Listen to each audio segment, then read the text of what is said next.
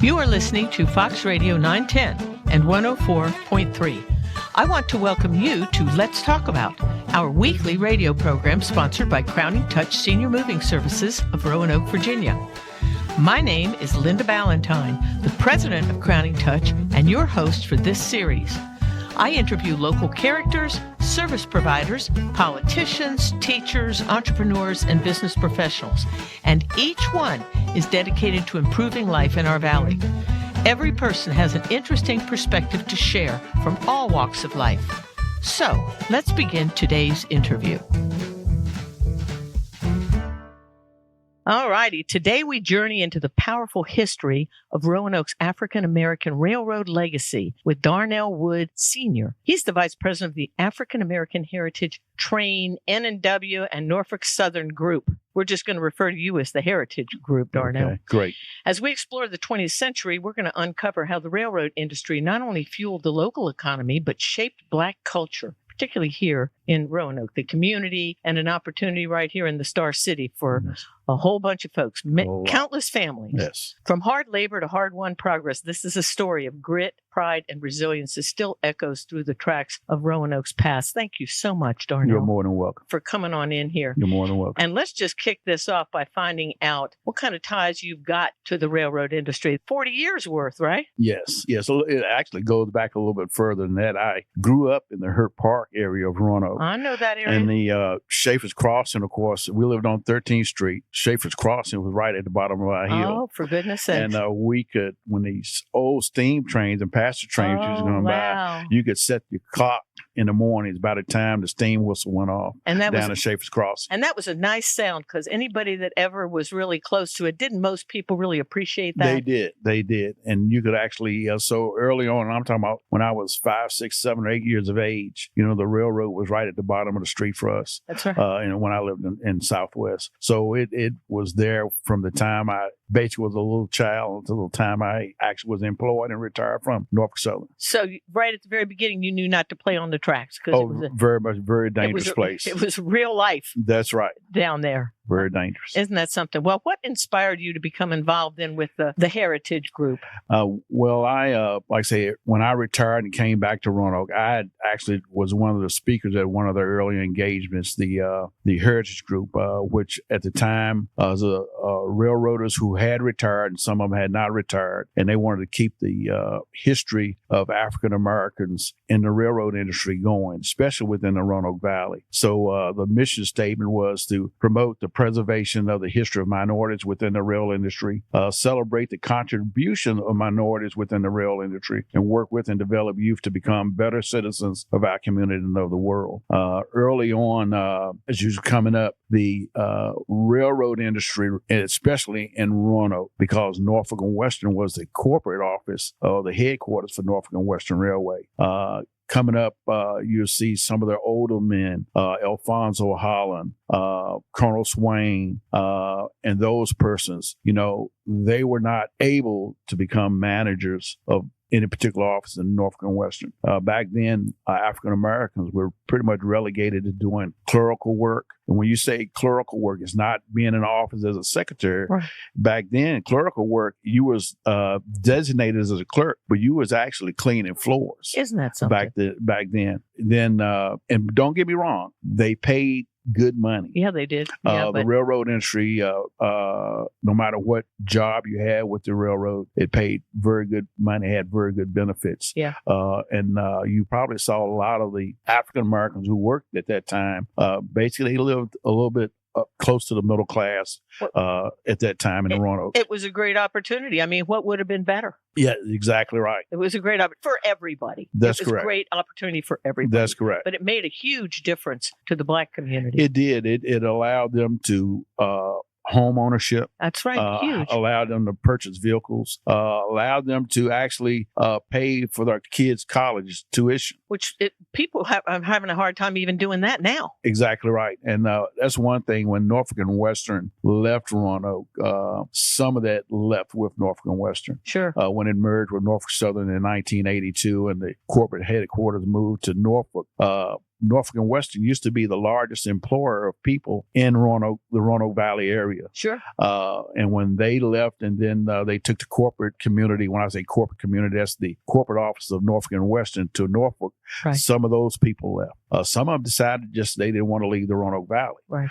Then you had another transition when they moved it from Norfolk down to Atlanta, Georgia, with the Norfolk Southern headquarters. Again, a lot of those people didn't leave. And some people kept their homes here in Roanoke, although they transitioned or they went to Norfolk and also Atlanta. They still kept a home base here in Roanoke, Virginia. Yeah, I know, because Crowning Touch moved a lot of them. Right, exactly, right. We moved a lot of them, the lawyers and just lots of other people that, were in management. Yes. What was the exact moment of transition between when we started calling Norfolk Southern? When it actually moved to, when it actually merged with Norfolk, when it actually merged with Southern Railway. And it was because you had really three different mergers. You had... it's hard to track. It is. You had Norfolk and Western to move to Norfolk. Then you had Southern. Then, of course, they brought out the old Conrail, which was up north, the northern states. Southern Railway was pretty much southern, Norfolk and Western right in mid-Atlantic states. And then you had Conrail, which was up north. And you merged all three of those. And you had people that hired out with Norfolk Western kept wanting to call it NNW. That's right. Southern Railway, historians still wanted to call it Southern, and Conrail wanted to say Penn Central or Conrail, but it finally merged. All of it came together in this Norfolk Southern Corporation. Well, it's a good thing because you were driving the collectors crazy. Exactly right. I mean, even now, you're picking up something that's an N&W lantern, and then but it's Norfolk Southern. And you're trying to, you got dishes from the N&W, and then you've got, it's hard for everybody. It is. And if you go down to the Virginia Museum of Transportation, they have some pretty nice displays of Norfolk and Western. They do. Memorabilia. And the thing is, like you said. Not as much Norfolk Southern. No, because people want to hold on to the N&W. Norfolk and Western, they want to hold on to the Southern, and also they want to hold on to Penn Central, and not necessarily Conrail, but Conrail as well. And those types of items they hold on dearly. They don't want to let them go. They're pretty much artifacts they keep for history. Now let me ask you a question. When they merged, the merge meant adding tracks, correct? That's right. Added more territory. Did that create more opportunity for people working in the railroad? Or if you were a conductor, did that mean you were going to be traveling further away? Or did they already come with their people when they came with those tracks from Ohio and other places? It added some other territories to it, but you also had people like if you worked out of Roanoke, you had the Radford Division, the old Radford Division that ran from Roanoke to Bluefield, West Virginia, and the Bristol, Tennessee. Crew Division ran from Roanoke down to Norfolk, Virginia. But when they expanded those territories, it gave you some other opportunities, what they call ID runs, interdivisional runs, and things of that nature. It gave you an opportunity to, while you might be working in Roanoke, it may give you an extra opportunity to take a train from here to Hagerstown, Maryland, and things of that nature. Now, was there a difference too between carrying freight, and then carrying passengers? There is a difference in that, and of course now passengers are mainly hauled by Amtrak. And the railroads are pretty much freight, unless you do a steam excursion or something of that nature, which is still not handled by Norfolk and Western or individual railroads. It's handled pretty much by a historical society. Right. Let's talk just a moment, because I'm just a fan of the 611 and the 1218 and all those steam engines. The last steam engines, like the 611, that was basically a passenger train engine. Yes. And that pretty much all ended in the 60s. Maybe it was 90s. So somewhere in there. So there is no longer any engineer or conductor or anybody still around that was on those trains. That is correct. Unless they were doing the tourist stuff, which happened later. That's correct. That's right. There's no, you can't take a freight engineer today in 2025 and take him and put him on the 611. He wouldn't know what to do. He'd be totally lost. Pretty much you have a set, at Virginia Museum of Transportation, they have a set certain of people who actually work on it, can operate it, and do those type of things. Back in the 60s, you did have certain men that could actually operate the steam locomotive. And none of them, as far as I understand, were African Americans. Yeah. And they would and they would call those. They'll go through the seniority list, and they knew certain persons back then who could run a steam locomotive, and they would use those persons. They would hold them off their regular job and say, "Hey, the 611 of the steam locomotives is going to go on this excursion. We need you there to operate it." Well, I was at the 75th anniversary celebration for the 611 1218 when they were given their historic plaques and all that other stuff. That was all very exciting. But what impressed me about being even inside the 611 was the fact that that was all an automatic feed of coal. Yes, that's correct. So Darnell, you're telling me how hot it was inside that 611, even though they were feeding from the tender, they were feeding an automatic feed right into the firebox. Yes. And you said that poor who was sitting there? Is that what you call it? Engineer and a fireman. Yeah, they were both in there, trapped next to that big. And no air conditioning. No air conditioning, anything. And that was one long firebox, I remember, from my visit during the celebration, because I got to sit in that engine and look, and the front end of that train just seemed to go on forever. That firebox was so long, I was surprised the engineer could see what the heck he was doing, because where he was sitting, the whole nose of the train was way on out there. And if you think about that now compared to today's locomotives, that engineer is sitting right up front of the locomotive, and he has window view that he can see anywhere. Well, but back, if you were on a 611, like you said, the front of the locomotive is so far out in front, he actually had to stick his head out the window just to see. He did. So if he hit a cow, he wouldn't know about it till for a minute later. It would take that long for him to pass the cow. That's right. I mean, that's right. Well, we were talking about how everything has changed too. And I'd like you to talk about the difference that the technology has made since you were a conductor on the train. There's a lot that's changed. Yes. And why don't you go ahead and detail out some of that for us? Because it's really interesting, including the loss of the dear cabooses. Yeah. When I first hired out in 1980, the cabooses were still here. You had basically a train crew consisted of an engineer, a fireman, which was engineer's helper, right? Two brakemen, a head-end brakeman who took care of the head of the train, a rear-end brakeman who took care of the rear of the train, and a conductor. The rear-end brakeman and the conductor rode the cabooses. The conductor's job mainly then was to keep up with all the paperwork when you set off, or when if your train left Roanoke, if you had a bad order. When I say bad order, you had to set a car out for a mechanical failure, something like that. He would have to update the paperwork on his train consist. That's what all's in your train. And they did all that in the caboose. That's where all the records keeping and all was done. And when he got to and that from Roanoke to Bluefield, when he got to the other end of the road, he would mark his train consist, give it to the next engineer or the next conductor, who would take the train from Bluefield on. And he also would fill out his paperwork as far as time slips for all the crew members. And that's the conductors and the brakemen. The engineer and the fireman took care of their own. And he took care of all that paperwork.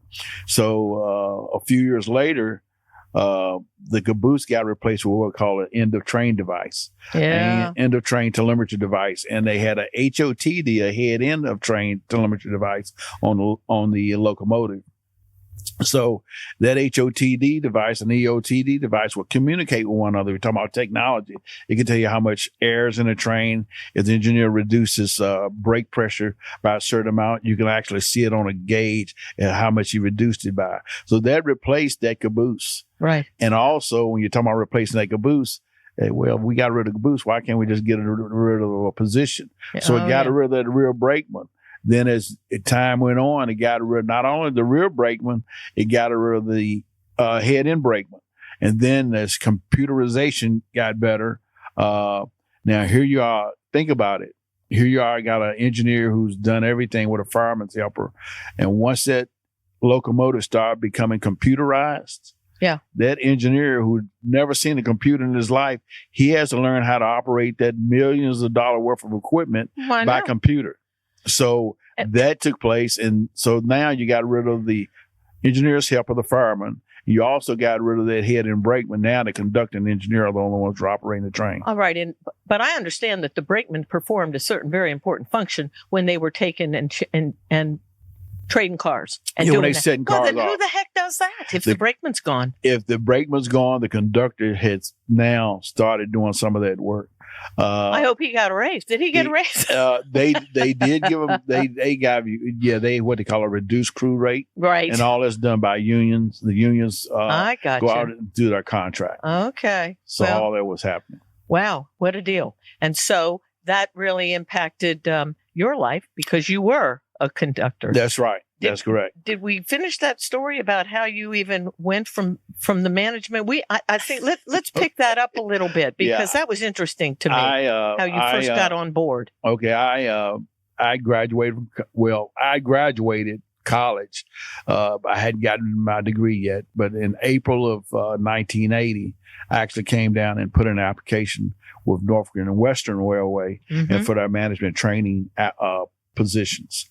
And at that point, they told me they weren't hiring any management trainees. So I then went down to the old RAF division, and put in for a conductor's position, a brakeman's position, and my application was accepted. Yeah.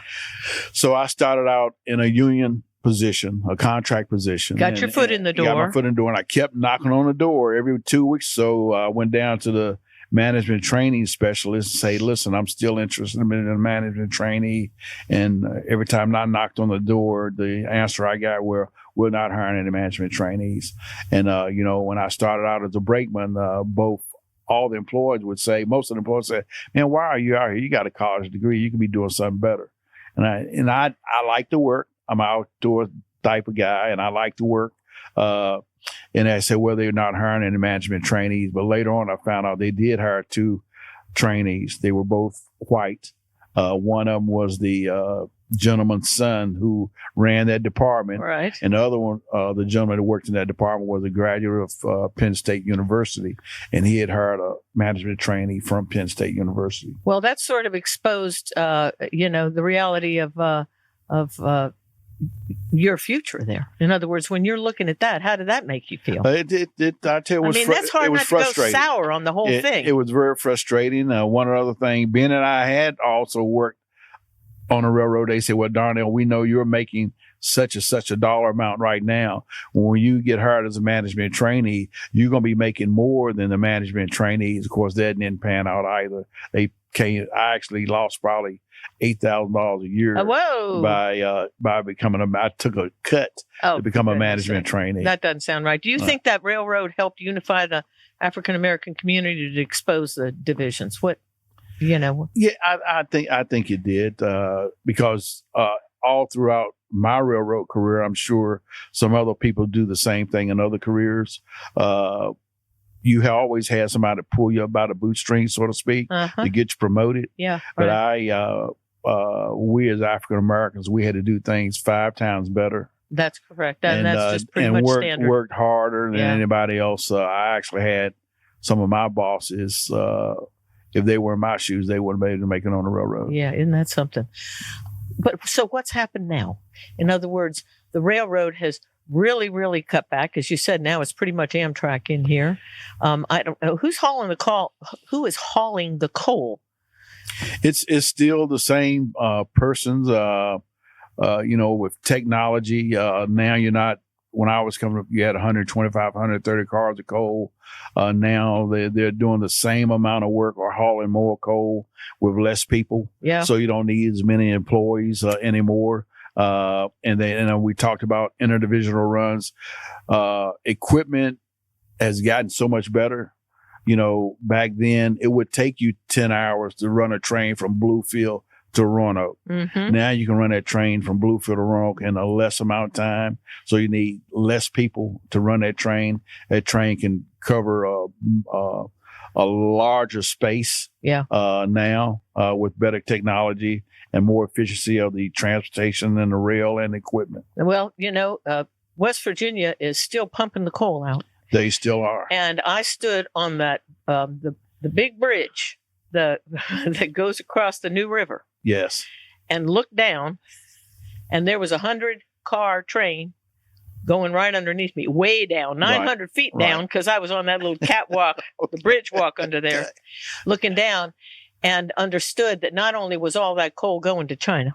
Yes. But every car is now worth $250,000. Every bit of it. And that was That was quite a realization to Yeah. realize that they're running those trains all the time. All the time. Matter of fact, they're on both sides of the river. Yes. Down to Yes. the coal mines and then bring back it on out. back. That's right. That was pretty fascinating. Yeah. You know, it's amazing, but you look up all that money that's generated. Remember, all those trains used to stop here in Roanoke. That's right. Yeah. All of them used to stop. Now that you bring the train down here, it'll start somewhere in the coal fields of West Virginia. A train will run down here. It doesn't. All they do is swap crews, and it goes on to destination down to Lamberth Point, coal piers, or wherever it might be going, or a power plant and things of that nature. So the monies is still there. They're still producing coal. I know we got new types of fuels and things of that nature, but there's still a lot of generation of coal. Oh, yeah. They use it. As a matter of fact, they can't even predict how much is left because there's so much left. Right. Speaking of what's left now? What is left to the Roanoke community from the railroad industry? What do we have left here in Roanoke? We have a shop still? Yeah. They're just, what are they doing? Yeah, you're talking about East End. They have shops, but they're not doing the work they used to do. What are they doing? They're not hardly doing anything at all. East End shops were, back then, Northeast. Think about the history of Roanoke. Right, yeah. Back East End shops, a lot of African Americans worked in East End shops. Oh, yeah. And they could actually walk to work. Isn't that something? In Northeast. But then, when we went through Northeast and they started buying up all the homes, urbanization and things of that nature, or gentrification, however you want to call it. They put the Civic Center down there in Northeast, and all those homes started to leave. People left those homes. They tore them down, and they started coming to the Northwest or upper part of Northwest. I think that was a starting point of some downtime for African Americans in Roanoke. What's it like now? You got the healthcare industry that is sort of stepping up, trying to fill in those blank spaces. Is that benefiting the Black community? It's benefiting as far as jobs, gainful unemployment.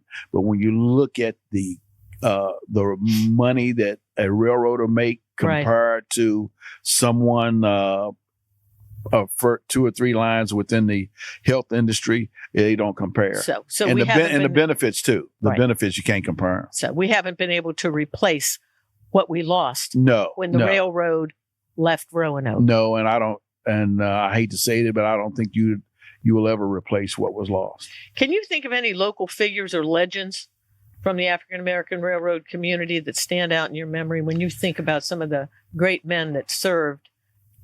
Inside that industry. Anybody come to mind? Alfonso Holland. What did he do? He worked down at when I say Alfonso, these gentlemen actually were the ones that spearheaded for me to possibly get into management. Okay. They made the sacrifice, the ultimate sacrifice, as far as working, doing the grunge work, so to speak. But they knew they got paid well and things of that nature. But if it weren't for those persons, Mr. Swain, Mr. Hughes, and those persons, if it weren't for them doing what they did, there wouldn't be any upper mobility. There would be some probably in today's context, but the upward mobility for African American in the railroad industry would have been lessened.